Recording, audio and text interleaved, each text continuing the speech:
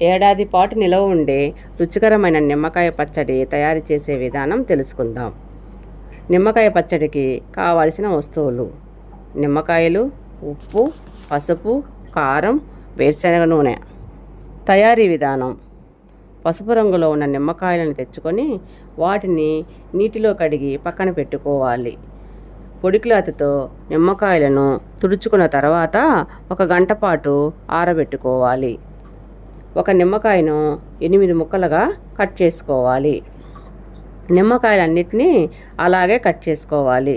1 KG నిమ్మకాయ దబ్బలకు 1/2 KG ఉప్పు, 4 స్పూన్లు పసుపు వేసి ఉప్పుని మిక్సీలో తిప్పుకొని వేసుకోవాలి.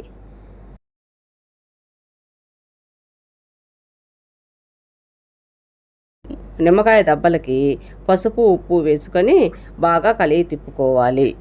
ఇలాగే 20 రోజుల పాటు రోజుకొకసారి చేతులకు తడి లేకుండా గంటెతో కానీ తెడ్డుతో కానీ కలిగి తిప్పుకోవాలి.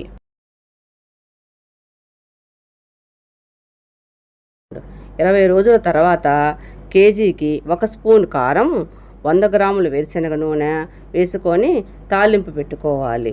తరువాత రుచికరమైన నిమ్మకాయ పచ్చడి తయారవుతుంది. దీన్ని గాజు బాటిల్లో కానీ జాడీలో కానీ నిల్వ పెట్టుకోవాలి.